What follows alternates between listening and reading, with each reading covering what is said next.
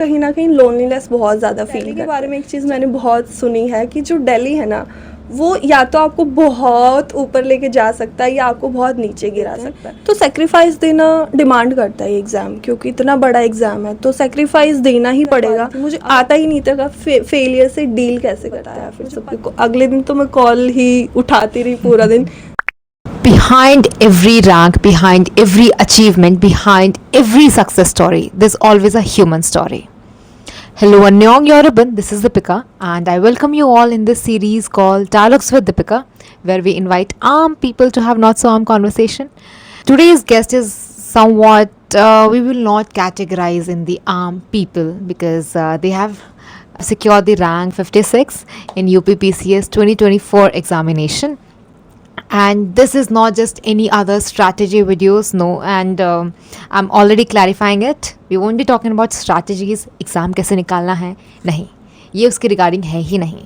We will be talking about what goes behind the curtains, what goes in the mindset of the aspirants, what goes in their life when they are preparing.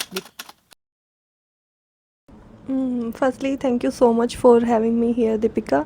और जैसा बात करा कि exam बहुत कुछ change करता है, तो ऑब्वियसली बहुत कुछ चेंज करता है एग्ज़ाम। जब रिज़ल्ट आप देखते हो, पीडीएफ में आपका नाम देखते हो, तो ऑब्वियसली बहुत अच्छा भी लगता है। और जो बहुत सारे स्ट्रगल्स आप करते आ रहे हो, वो एक टाइम से वो सारे माइंड में चलते हैं कि अच्छा फाइनली जो जो स्ट्रगल्स हमने करे हैं वो एक एंड पे आ रहे, या फिर एक सक्सेस बोलो या फिर एक जर्नी का न्यू फेज़ बोलो, वो हम देख पाते हैं। तो चेंजेस बहुत सारे आते हैं, लेकिन बहुत ज़्यादा पर्सनली मुझे ऐसे बहुत ज़्यादा फ़ील नहीं हो रहा कि बहुत कुछ ज़्यादा बड़ा हो गया है। थोड़ा ग्राउंडेडनेस फ़ील हो रही है, बट एक सेंस ऑफ रिलीफ है कि फाइनली जो एस्पिरेंट फेज़ था, साइकिल ऑफ प्रिपरेशन था, उससे अभी हम बाहर आ सकते हैं, बाहर की दुनिया को एक्सप्लोर कर सकते हैं। क्योंकि वो लाइफ बहुत अलग होती है, कि एस्पिरेंट की लाइफ बहुत अलग होती है। तो वो सेंस ऑफ रिलीफ है, थोड़ा सा सेंस ऑफ एम्पावरमेंट भी है, और यही चीज़ें हैं। बहुत ज़्यादा ऐसे बड़ा कुछ उखाड़ने वाला फील नहीं होता है। मैंने जितने भी लोगों से बात करी है, उनको बहुत ज़्यादा ऐसे बड़ा चेंज फील नहीं हो रहा, सेंस ऑफ रिलीफ वाला सबको फील हो रहा है। Yeah sense of relief is always there. जब आप थोड़े लंबे अरसे से आप लगे रहते हो, 1 साल 2 साल 3 साल, जब आप ऐसे इस प्रिपरेशन में आप लगे रहते हो पूरे टाइम, तो एक बार पीटीएफ में नाम आने के बाद आप फाइनली कि नहीं पढ़ना इतनी सारी बुक्स, नहीं पढ़ना, नहीं देखना वापस. So yes, I can truly understand that part of yours which you mention. But हम अब शुरू से शुरू करते हैं कि beyond all these ranks, beyond all the achievements you had, आपकी क्या उपलब्धियाँ रही हैं. हम शुरू से शुरू करेंगे कि आप कहाँ से आते हैं, आपकी स्कूलिंग कैसी रही है, आपने कॉलेज कहाँ से किया, आपने कॉलेज में आपका क्या सब्जेक्ट था, everything from the beginning. So it's all up to you how you want to serve the things on the plate. So yes. मैं रोहतक हरियाणा से बिलोंग करती हूँ। तो रोहतक के पास एक छोटा सा गांव है घिल्लोड़ कला, वहाँ से मैं बिलोंग करती हूँ। और मेरी जो स्कूलिंग है वहाँ घिल्लोड़ कला के पास एक दूसरा गांव है छोटा सा। तो मेरे गांव में ऐसा कोई स्कूल भी नहीं है उस तरीके का कि बहुत अच्छी जहाँ पे स्कूलिंग हो सके। तो हमारे गाँव के पास एक दूसरा गाँव है, वहाँ से मेरी स्कूलिंग हुई है। और मेरी जो ग्रेजुएशन हुई है वो सोनीपत हरियाणा से ही हुई है, जोग्राफ़ी ऑनर्स मैंने करी है। और जैसा आपने पूछा कि मैं कैसी थी बचपन में, पढ़ाई किस टाइप के अचीवमेंट्स रही हैं, तो I was very studious, school में भी कॉलेज में भी। कॉलेज में मैं यूनिवर्सिटी टॉपर रही हूँ, और स्कूल में भी वो कुछ बच्चे ऐसे होते हैं जो हमेशा क्लास में टॉप आते हैं, तो उस टाइप का मेरा भी स्कूलिंग का बैकग्राउंड रहा है। और अगर अचीवमेंट्स की जैसे आपने पूछा, तो अचीवमेंट्स मैं बोल सकती हूँ कि यूनिवर्सिटी टॉपर में रही हूँ, साथ साथ मेरा नेट का एग्ज़ाम भी क्लियर हुआ है एंथ्रोपोलॉजी में। और योगा का मैंने कोर्स किया, मैं सर्टिफाइड योगा टीचर ऑल्सो। और साथ साथ एनसीसी भी मैंने करी है कॉलेज के दौरान। तो यही कुछ अचीवमेंट्स बोल सकते हो या फिर इंटरेस्ट बोल सकते हो, what ever you can say. Okay, आपका पूरा बायोडेटा इज़ वेरी इंटरेस्टिंग. जैसे आपने बैचलर्स में आपने ज्योग्राफी लिया, फिर आपने पोस्ट ग्रेड में एंथ्रो लिया, आप साथ के साथ योगा में भी इंटरेस्टेड थे, आपने साथ के साथ एनसीसी भी किया बैक इन कॉलेज. सो आपने जो भी लाइफ चॉइसेस बनाई इन सब चीज़ों के रिगार्डिंग कि आपने ज्योग्राफी से एंथ्रो का सफ़र, आपने एंथ्रो क्यों लिया एंड ज्योग्राफी के साथ क्यों नहीं कंटिन्यू किया, what was going in your head that time, और योगा में आपका कैसे इंटरेस्ट आया. तो आप इसके बारे में थोड़ा सा प्रकाश डालिए कि योगा आप एज इन साइड हॉबी कर रहे थे या फिर आप इसमें कुछ एज अ साइड गिग की तरह देख रहे थे, और एंथ्रो आपने जोग्राफी से क्यों शिफ्ट किया? Was there any UPSC doing in it? So also what was your subject in optionals? Anthropology was my optional subject. पहले मैं योगा के बारे में बताती हूँ। जब कोविड का टाइम आया तो उस टाइम पे मैं ग्रेजुएशन में थी, तो ग्रेजुएशन चल रहा था लेकिन कॉलेज वगैरह सब बंद हो गया था, तो घर पे सब कुछ लॉक था। तो मेरे कुछ इंटरेस्ट ऐसे हैं कि मुझे बचपन से ही I am very curious about yoga, meditation, spirituality, तो इन चीज़ों में मेरा इंटरेस्ट है। तो जब कॉलेज में जाना नहीं होता तो मेरे पास फ्री टाइम था, उस टाइम पे फिर मैंने कुछ ऐसा सोचा कि मुझे योगा करना चाहिए, क्योंकि हेल्थ कॉन्शियस सब लोग थे उस टाइम पे। तो हेल्थ रीज़न था मेनली, दूसरा क्यूरियोसिटी थी जानने की एक्चुअल में योगा होता क्या है। और योगा इज़ नॉट जस्ट कि आप आसन कर रहे हो, प्राणायाम कर रहे हो। योगा पूरा 8 स्टेप का होता है, उसमें यम नियम, उसमें बहुत सारी चीज़ें मुझे इंटरेस्टिंग लग रही थी। अच्छा ये क्या चीज़ होती है। उसके बाद से फिर योगा में इंटरेस्ट होने के बाद मैं मेडिटेशन में शिफ्ट हुई। स्पिरिचुअलिटी की मेरी शुरुआत वहीं से हुई, क्योंकि वो यम नियम, वो सारी चीज़ें जो होती हैं वो मुझे बहुत इंटरेस्टिंग लग रही थी। सो योगा की स्टार्टिंग यहाँ से हुई कोविड के टाइम पे। उसके बाद ज्योग्राफी मैंने इसलिए लिया था क्योंकि जब 12th के बाद ये था कि अभी क्या करना है, करियर ऑप्शंस देखे जा रहे थे, तो मुझे थोड़ा और पहले से 10th क्लास में डिसाइड हो गया था कि मुझे UPSC देना है। तो उसके बाद ज्योग्राफी मुझे अच्छा सब्जेक्ट लग रहा था कि ज्योग्राफी थोड़ा इंटरेस्टिंग लगा मुझे, तो ज्योग्राफी ऑनर्स मैंने किया। ऑनर्स इसलिए किया क्योंकि और अच्छे से उसको प्रिपेयर कर सकती थी मैं। तो ऑप्शनल लेना था मुझे ज्योग्राफी, लेकिन जैसा आपने बोला कि बाद में चेंज हो गया, तो वो चेंज इसलिए हो गया कि मैंने 3 साल ज्योग्राफी कितना डेप्थ में पढ़ लिया था कि मुझे बहुत ज़्यादा वास्ट लगा वो, और उसको UPSC के लिए प्रिपेयर करना एज ए ऑप्शनल तो मुझे बहुत एग्जॉस्टिंग लग रहा था। इसीलिए मैंने फिर सोचा कि और कोई सब्जेक्ट देखते हैं। दूसरा सब्जेक्ट एंथ्रोपोलॉजी थोड़ा सा सिमिलर लग रहा था ज्योग्राफी से, तो मुझे एंथ्रोपोलॉजी का मैंने पूरा सिलेबस देखा, थोड़े थोड़े नोट्स भी पढ़े, तो बहुत इंटरेस्टिंग मुझे लगा, क्योंकि मुझे एवोल्यूशन के बारे में पढ़ना बहुत अच्छा लगता है। ह्यूमन एवोल्यूशन कैसे कैसे हुआ, क्या क्या शिफ्ट हुए, तो मुझे इंटरेस्टिंग लग रहा था बहुत ज़्यादा। इसलिए मैंने एंथ्रोपोलॉजी डिसाइड किया कि मैं ऑप्शनल लूँगी। और जब ऑप्शनल डिसाइड हो गया था तो फिर मैंने सोचा मास्टर्स भी करते हैं। मास्टर्स मेरी ओपन से हुई है, रेगुलर नहीं हुई है, क्योंकि तैयारी चल रही थी साइड बाय साइड। तो ऑप्शनल हुआ, वो मास्टर्स हुई, साथ साथ फिर सब लोग सोचते हैं चलो मास्टर्स करें, नेट JRF का एग्ज़ाम भी दे ही देते हैं, तो बैकअप के लिए मैंने वो भी दे दिया था, वो फॉर्चुनेटली क्लियर हो गया था। तो इस तरीके से शिफ्ट हुआ ज्योग्राफी से एंथ्रोपोलॉजी में। ओके, आपका शिफ्ट काफ़ी ऑर्गेनिक हुआ है। आई वुड रादर से इट वाज नॉट वेरी की स्ट्रैटेजिक कि हाँ ऐसे ऐसे करेंगे। इट जस्ट हैपन कि ज्योग्राफी से बोर हो गए करते करते, ऑब्वियसली फेज ऑफ लाइफ, ज़्यादा पढ़ोगे तो हो ही जाता है। बट या so when you came here in Delhi, आप शायद UPSC की प्रिपरेशन के लिए यहाँ पर आए थे, तो जब आप हरियाणा से दिल्ली आए तो आपको क्या मेजर कल्चर शॉक लगा? बिकॉज़ जब भी लोग दिल्ली आते हैं तो उनके अलग अलग परसेप्शंस होते हैं, प्री कंसीव्ड नोशंस होते हैं, और जो आपने सोचा था क्या दिल्ली ने आपको वैसा ही ट्रीट किया, या फिर कुछ ज़्यादा अच्छा या फिर कुछ ज़्यादा बुरा, anything whatever you want to say. Because यहाँ पे पूरे अलग अलग स्टेट्स से, अलग अलग स्टेट्स ऑफ इंडिया से एस्पिरेंट्स आते हैं एंड जी तोड़ मेहनत करते हैं। तो आप भी उस सर्कल का पार्ट रहे होंगे, आपके भी दोस्त होंगे आसपास, तो आप कुछ भी शेयर करना चाहें इस संदर्भ में? मैं बेसिकली विलेज से बिलोंग करती हूँ, तो मेरे स्टार्टिंग की जो अपब्रिंगिंग रही है बहुत ही कंजर्व्ड एरिया में रही है। मतलब नॉट कंजर्व्ड आइडियोलॉजी के मामले में, बट एरिया वाइज, मतलब बहुत ऐसे बाहर घूमना या बाहर निकलना ऐसा नहीं होता था। मोस्टली हम घर पे ही रहते थे, मैं, मेरी बहन, फैमिली, बहुत ज़्यादा बाहर घूमना नहीं होता था। घर पे ही रहना, घर के ही लोगों से बातचीत करना, तो बोलते ना कुएं के मेंढक वाली सिचुएशन थी मेरी की। छोटी सी फैमिली है, फैमिली बहुत ज़्यादा बड़ी नहीं है, छोटी सी फैमिली है, वहीं पे रहना है। लेकिन मेरी जो स्टार्टिंग की तैयारी थी वो घर से ही रह के हुई थी। मतलब 1 साल मैंने घर पे प्रिपरेशन करी थी, लेकिन जब मेरा प्रीलिम्स का एग्ज़ाम था मुझे लगा मेरा फर्स्ट अटैम्प्ट में हो जाएगा, उसके बाद मुझे मेंस भी देना है, मेंस के लिए वहाँ पे नीड होगी कोचिंग की, तो मैंने पहले ही शिफ्ट कर लिया था। जब मैं दिल्ली आई तो एक सबसे मेजर चेंज मैंने फील किया वो ये था कि जो कुएं का मेंढक था उसके लिए बहुत बड़ा एरिया मुझे दिखाई दिया कि सडनली इतना ज़्यादा एक्सपोजर मिल रहा था, इतना ओपन लोगों का माइंडसेट है यहाँ पे, इतने सारे लोग हैं, इतनी सारी बातें हम लोगों से कर सकते हैं, डिफरेंट डिफरेंट कल्चर्स के लोग हैं। तो ये चीज़ मुझे अच्छी भी लग रही थी कि एकदम से एक्सपोजर मिल रहा है, लेकिन ये चीज़ कहीं ना कहीं थोड़ी सी डिस्टर्बिंग भी थी क्योंकि उतना ज़्यादा एक्सपोजर था नहीं, लोगों से डील कैसे करना उतना ज़्यादा आइडिया था नहीं। तो ये चीज़ अच्छी भी बोल सकते हैं, थोड़ी सी चैलेंजिंग भी बोल सकते हैं, ये चीज़ रही। लेकिन ये चीज़ अच्छी भी है क्योंकि माइंडसेट ओपन है लोगों का, वो हमें एक्सपोजर मिलता है।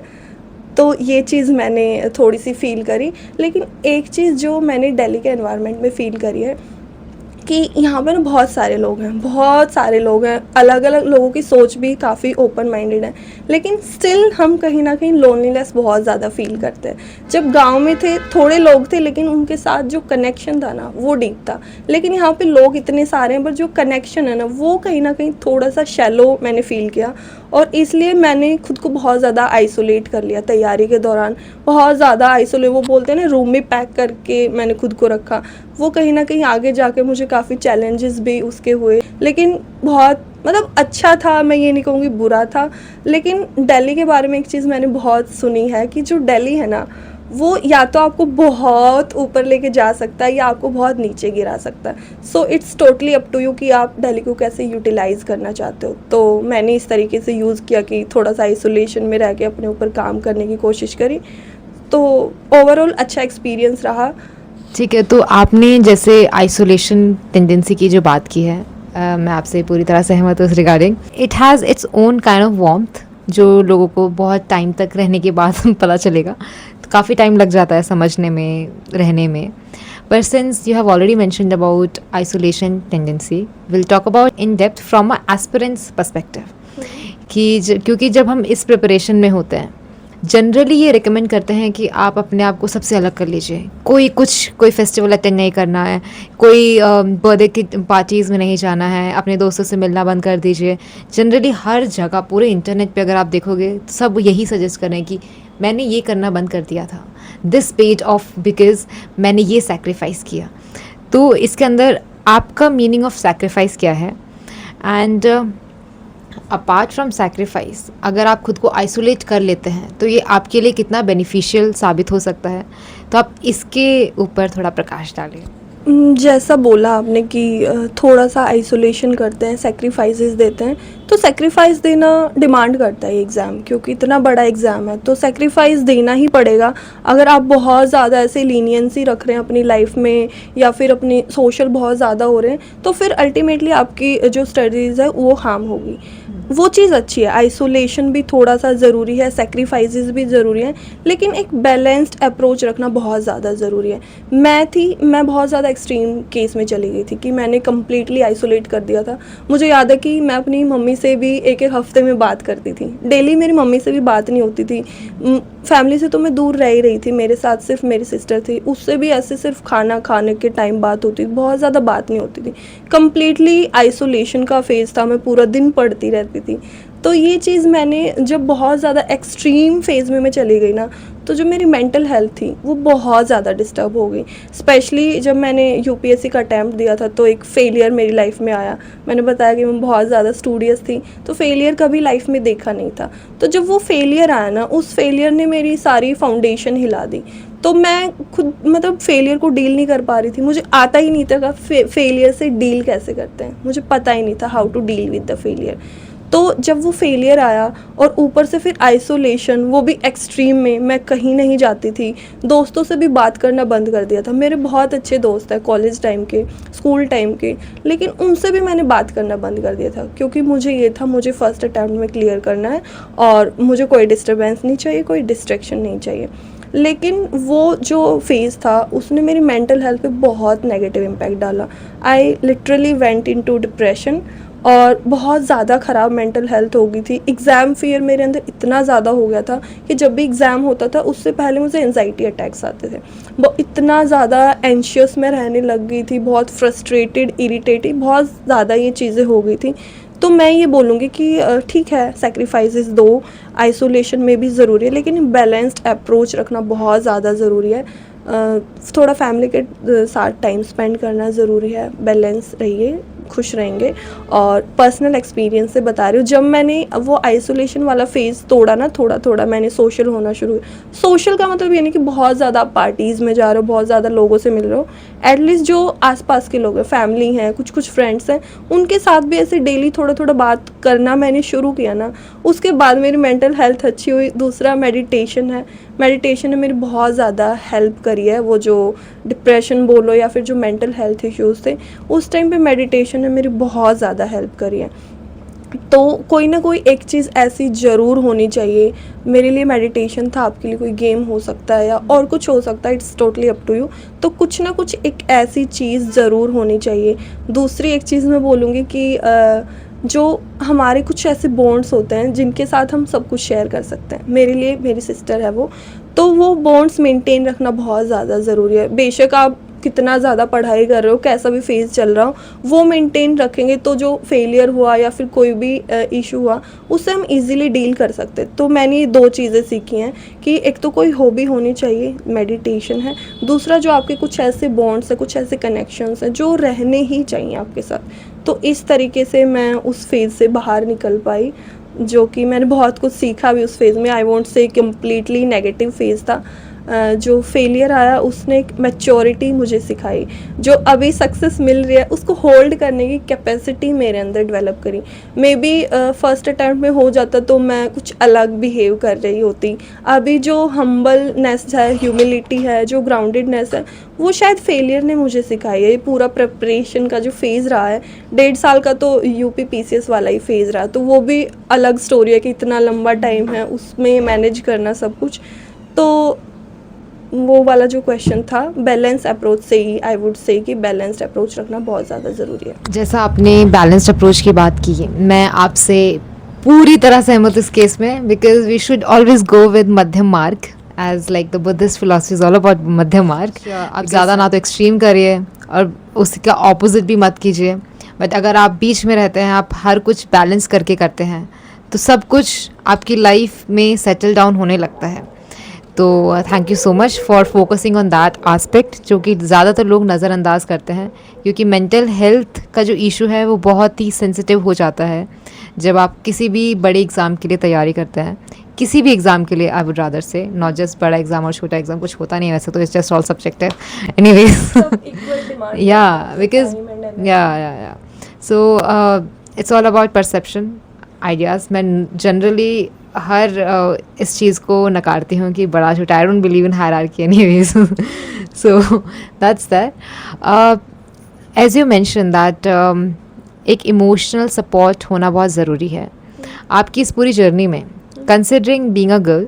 I am not like just say in a general sense, not just about you, but एक लड़की होती है, उसके पास एक सेट टाइमलाइन दे देता है। ये सेट टाइमलाइन या तो बहुत इम्प्लिसिटली बिल्कुल एकदम क्लियर बता देंगे कि तुम्हारे पास इतना ही वक्त है, जो करना है उतने में करो, या फिर एक सेट टाइमलाइन नहीं भी होता है तो वो दिमाग में रहता है, क्योंकि वो या तो आसपास के लोग बोलेंगे कि इतना है, इतने टाइम तक आप ये एग्ज़ाम निकाल लो, उसके बाद आपकी शादी होगी, उसके बाद ये वो। Although I do not really support having a proper timeline कि इस एज में इतना ही करना है, ये करना है, आपको जो जिस एज में करना है कीजिए। But in the aspirant circle, generally that timeline is always sticking in people's head. So from a girl's perspective, how would you say कि एक family का support होना कितना ज़रूरी है, and in your case how supportive your family has been in terms of financially, in terms of emotionally, because this exam demands everything, physically, mentally, emotionally, financially, every aspect. तो आपका इसमें क्या कहना है? सपोर्ट की अगर बात करें तो मेरी फैमिली काफ़ी सपोर्टिव रही है इस केस में।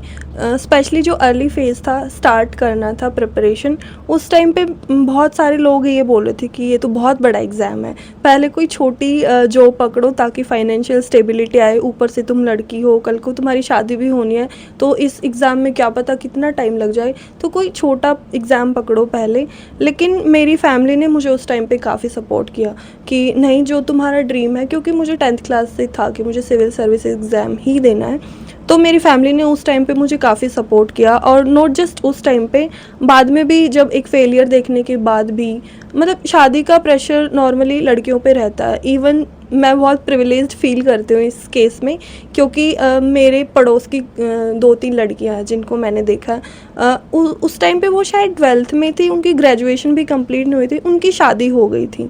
और बहुत सारी लड़कियाँ मेरे गांव में ऐसे हैं कि बहुत ज़्यादा उनको पढ़ाया नहीं जाता, मतलब 12th हो गई है, ग्रेजुएशन हो गए तो शादी कर देते हैं। मैं इस चीज़ में काफ़ी अपने आप को फॉर्चुनेट समझती हूँ कि मुझे ऐसी फैमिली मिली है जिसने मुझे सपोर्ट किया उस टाइम पे। तो मेरा केस ये था कि मुझे सपोर्ट मिला इस केस में। जो भी मैं परस्यू करना चाहती थी अपने करियर में, वो मुझे कंप्लीट फ्रीडम मिली। और दूसरा क्वेश्चन क्या था?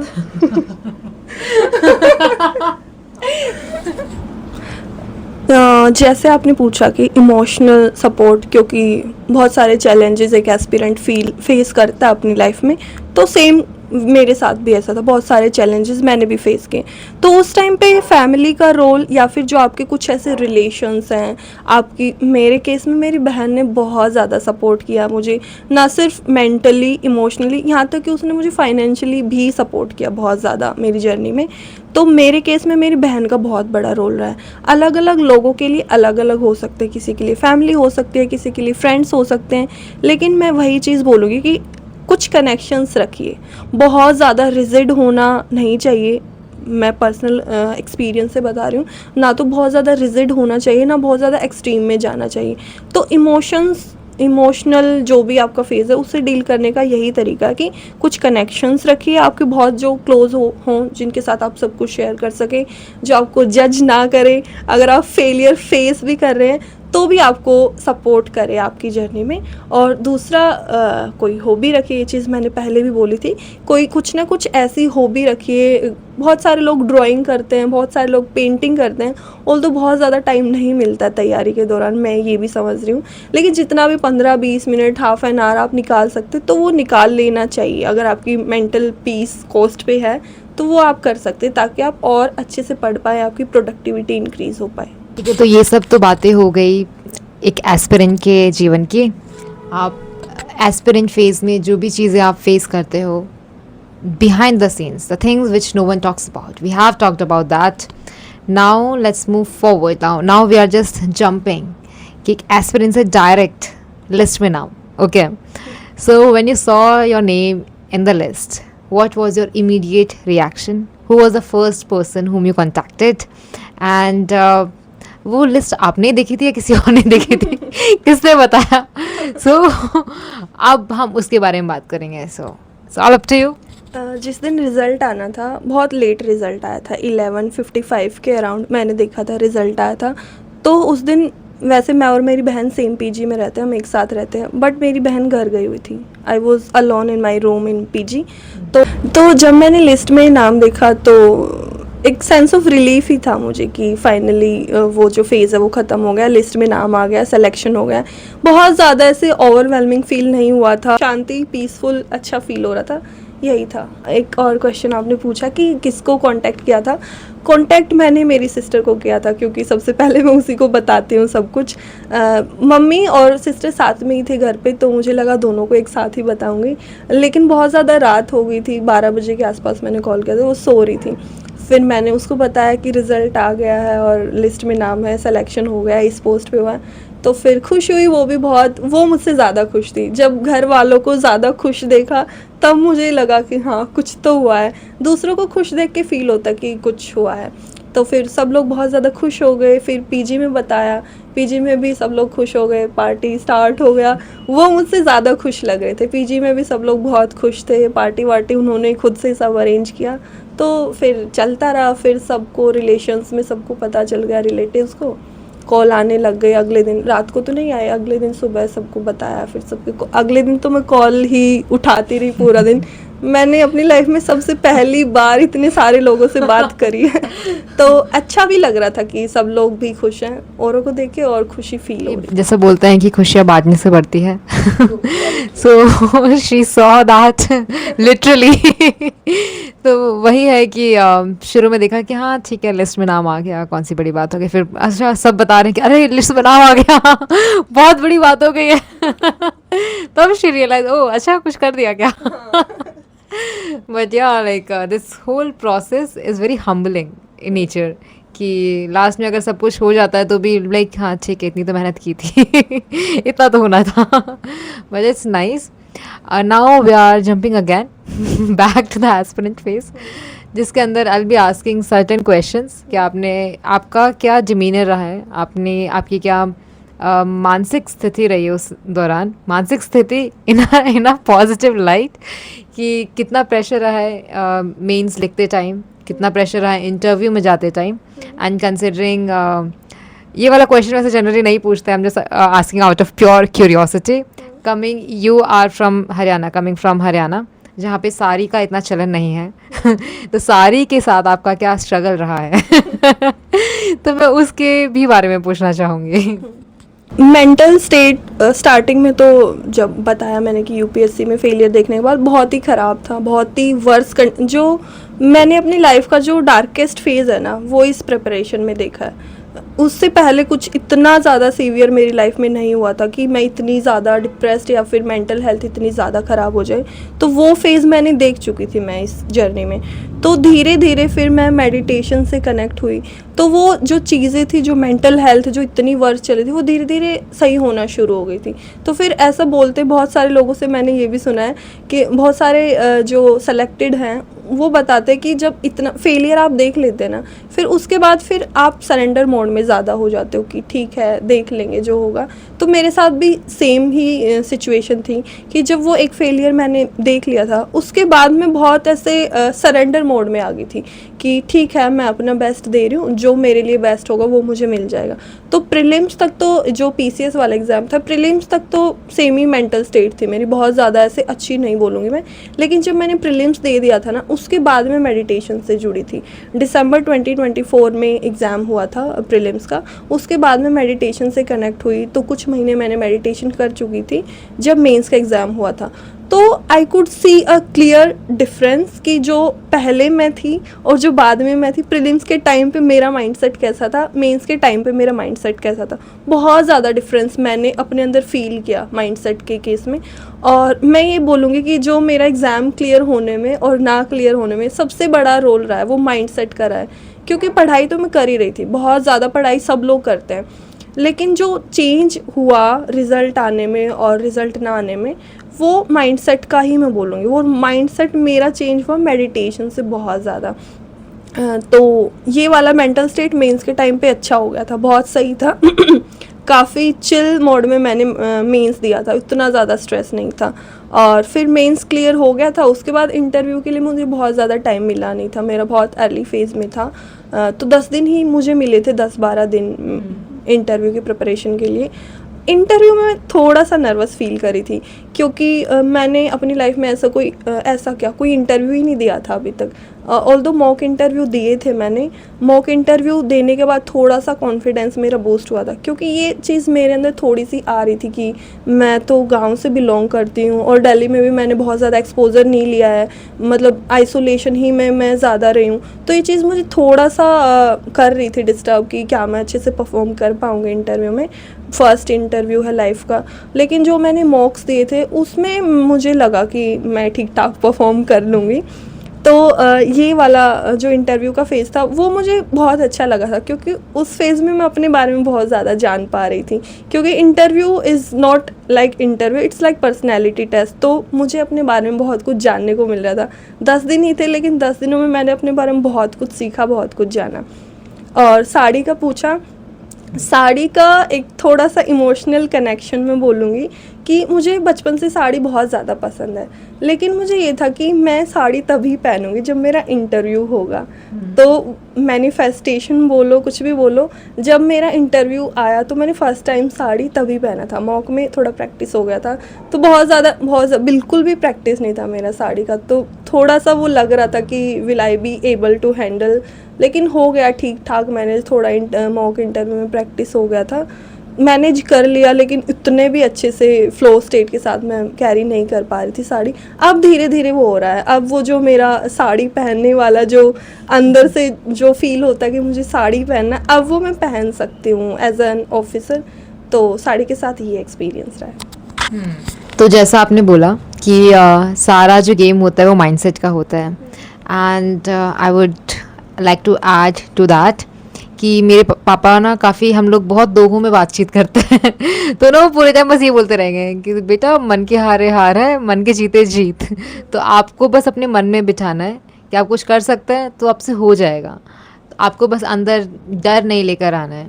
और जैसे इन्होंने बताया कि anything which can help you to be calm and grounded in this preparation. इनके केस में स्पिरिचुअलिटी रही है, इनके केस में मेडिटेशन एंड योगा रहा है, आपके केस में वो कुछ भी हो सकता है। इधर if you like to play a guitar, if you like to dance, if you like to play any sports, that could be your guiding light to find your own ground of peace. So that's there.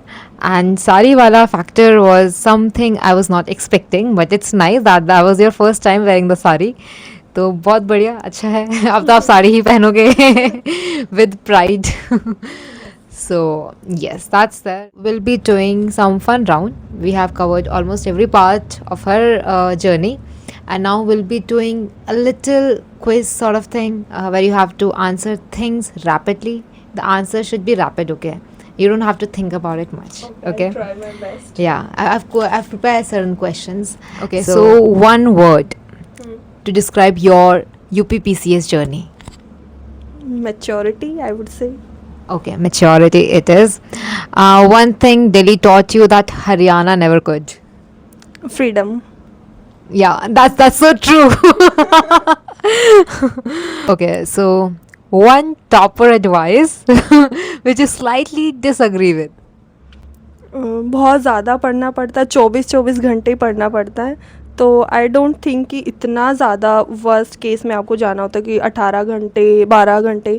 मैं 8 घंटे या 10 घंटे normally पढ़ती थी, वो 14-15 घंटे होता है, बट वो एग्ज़ाम के बहुत पास जो 1 महीना होता है सिर्फ उतने दिन के लिए होता है। 1 साल के लिए आप 14 घंटे नहीं पढ़ सकते, तो ये मैं बोलूँगी कि ये वाली चीज़ मेरे केस में नहीं थी एटलीस्ट। या वो इतना लंबा सस्टेनेबल भी नहीं है। Moment you saw your rank 56, what was the very first thought was in your head? Gratitude. Okay, gratitude it is.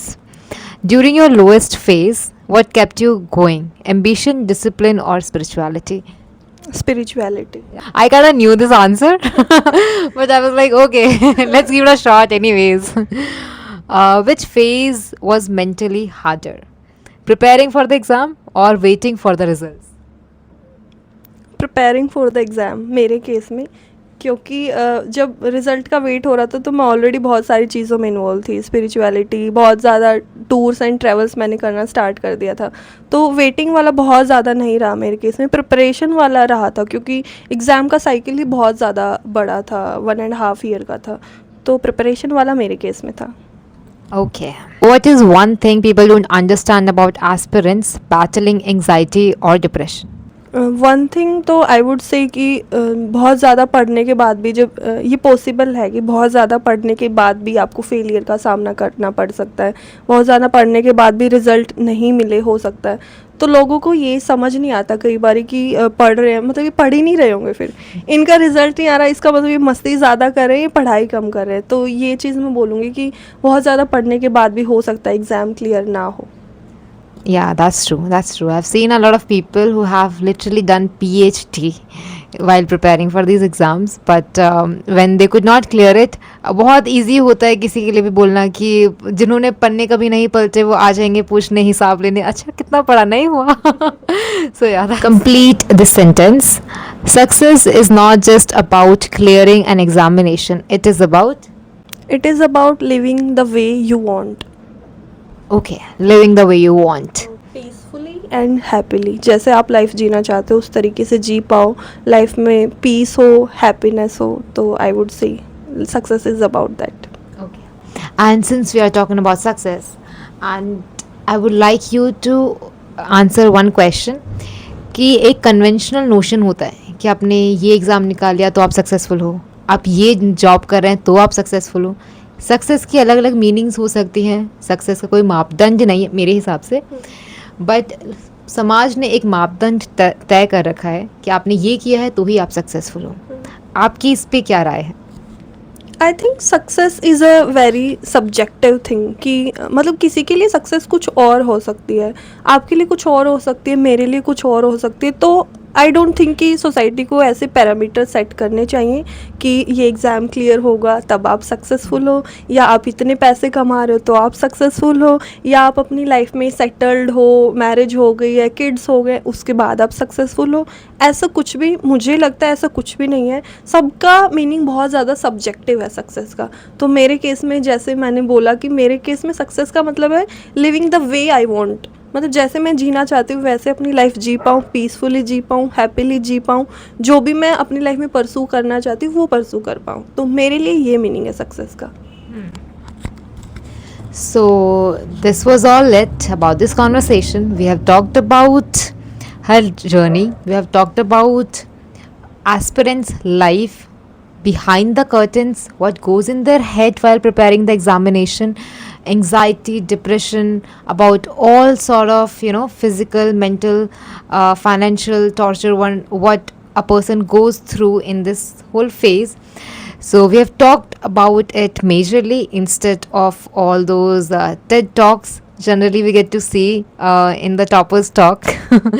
But one piece of advice, what you would like to give to our viewers who must be preparing for UPSC or UPPCS, anything from your journey, कि ये तो करना ही चाहिए और कुछ चीज़ें जो नहीं करनी चाहिए, ये सब आपके ऊपर है, आप कुछ भी बोल सकती हैं.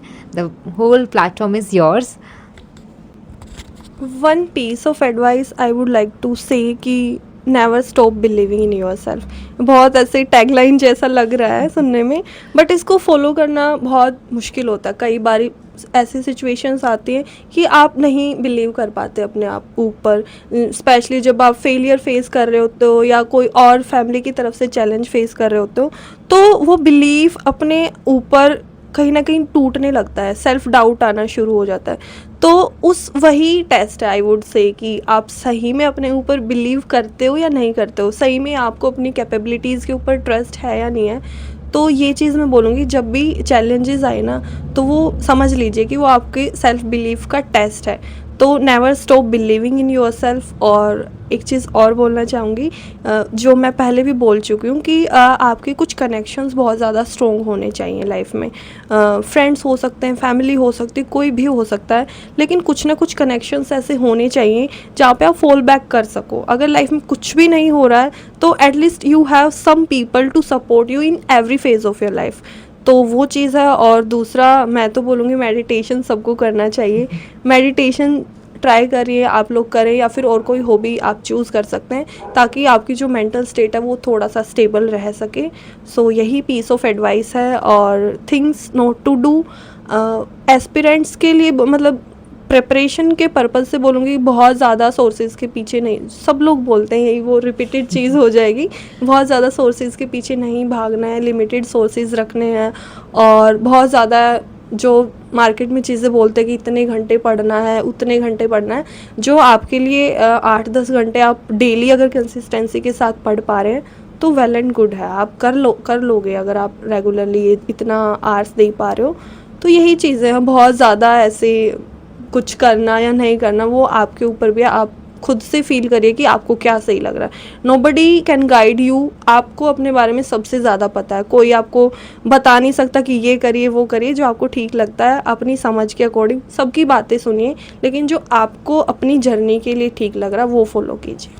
हाँ, तो जैसे इन्होंने बोला, मैं एक सम अप करना चाहूँगी, करो सुनो सबकी, करो खुद की. So this was a gist, and I hope you must have learned from her journey, from her insights, from her lessons, and thank you so much for sharing all your insights with us in this very informal setup. And अभी ये training के लिए जाएंगी, तो हम आपको उसके लिए बहुत बहुत शुभकामनाएं देते हैं. Thank you so much for being here and being our guest. I would like to thank you because it was very interesting conversation for me also, क्योंकि बहुत ज़्यादा informal feel हो रहा था, ऐसे बहुत ज़्यादा formal conversation जैसा नहीं था. It was very interesting to share my things, my journey with you. So thank you so much for having me. Yeah, likewise. Feelings are mutual. So this is it with Dialogues with Deepika. Stay curious, stay open, and keep having not so conversation with everyone. So I'll see you in the next dialogue. Till then, bye bye, and do not forget to like, share, and subscribe. That's it.